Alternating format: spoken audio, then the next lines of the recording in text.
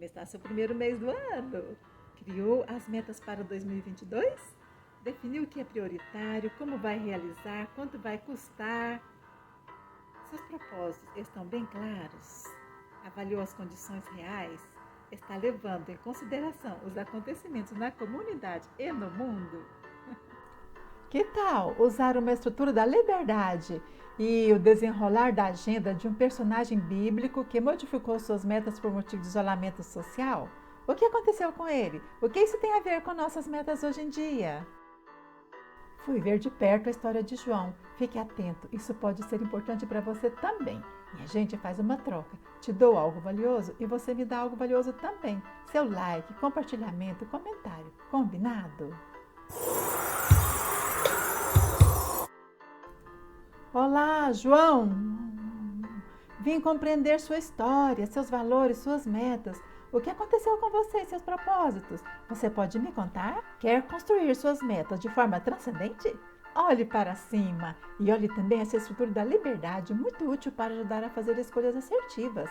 A liberdade surge das nossas possibilidades e necessidades, o que nos causa angústia, porque não conhecemos as consequências, uma escolha elimina a outra e não temos liberdade para mudá-las.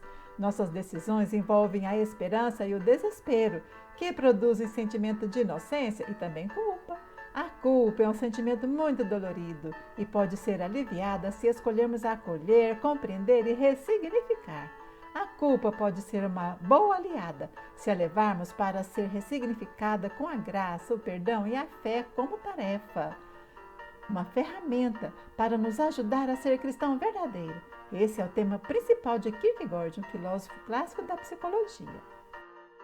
João, às autoridades e Deus. Que história é essa? João, o último discípulo vivo, escolheu continuar falando de Jesus e sua missão na terra.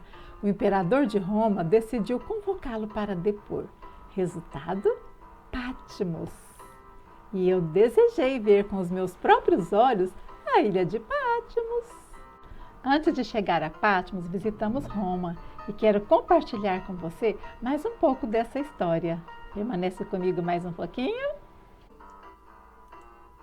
Muito bom fazer turismo aqui em Roma, capital da Itália, uma das cidades mais populosas da União Europeia. Uma cidade com 3 significados: o mundo antigo, Coliseu, Panteão e outras ruínas da era imperial, a capital de grandes marcas como Prada, Armani, Gucci, Ferrari e o menor estado soberano do mundo, porém muito poderoso, o Vaticano. Os prédios são suntuosos, as igrejas imponentes, com representações artísticas mostrando as mudanças sociais, políticas e religiosas ao longo do tempo. Um documento de interesse mundial entrou em vigor no ano de 2003, o Estatuto de Roma, um tratado permanente universal que estabeleceu a Corte Penal Internacional, CPI. Entendeu? Em outras palavras, de forma bem simples, é uma corte para julgar pessoas do mundo todo.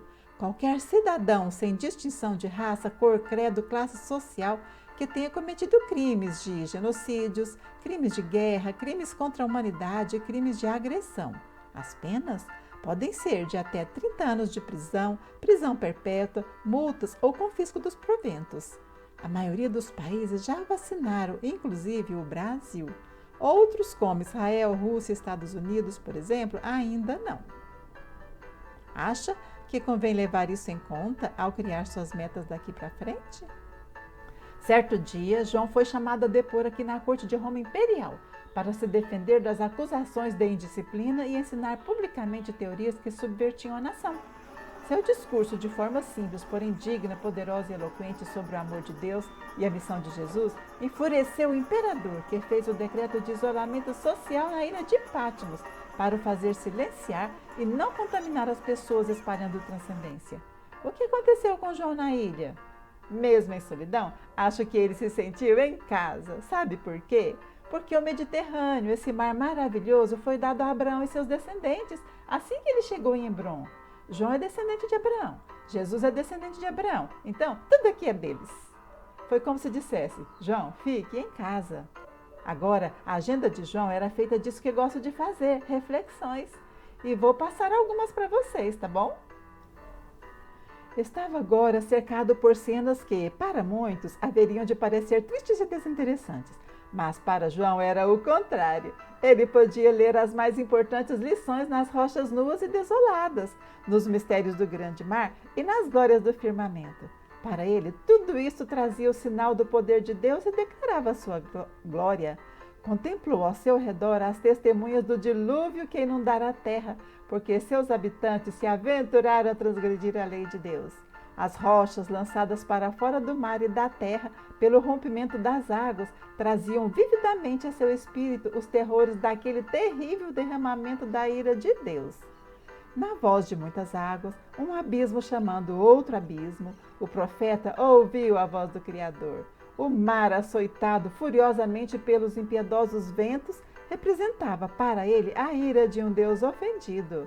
As poderosas ondas, em sua mais terrível comoção, restringidas aos limites apontados por uma mão invisível, falavam-lhe de um infinito poder que controla o mar. Em contraste, ele viu e percebeu a loucura dos débeis mortais, apenas vermes do pó, que se gloriam em sua sabedoria e força, e põe seu coração contra o governador do universo, como se Deus fosse semelhante a um deles. Nas coisas que cercavam seu lar ilhéu, lia as manifestações do poder divino, e em todas as obras da natureza mantinha comunhão com seu Deus.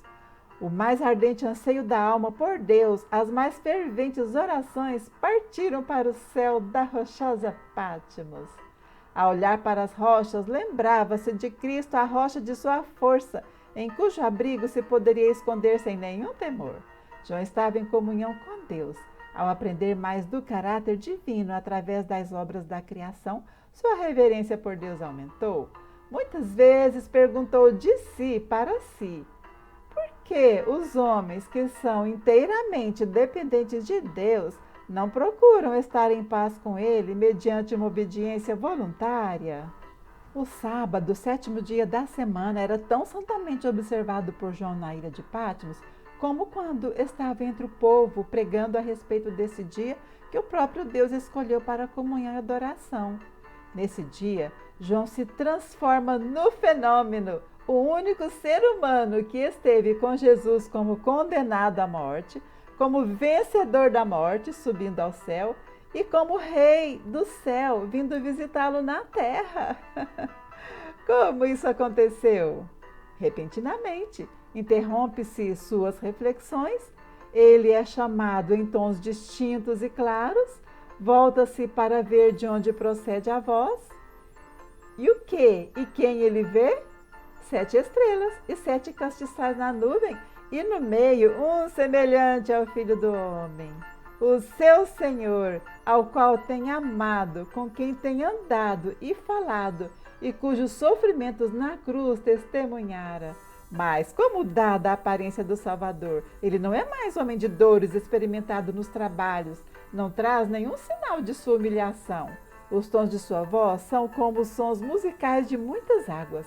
Seu semblante brilha como o sol em sua glória meridiana. Ele é rei. E então, convém conciliar a agenda de João com seu planejamento para 2022? No próximo mês, pretendo falar algo sobre a estrutura da liberdade em Éfeso. E conto com seu apoio, tá bom?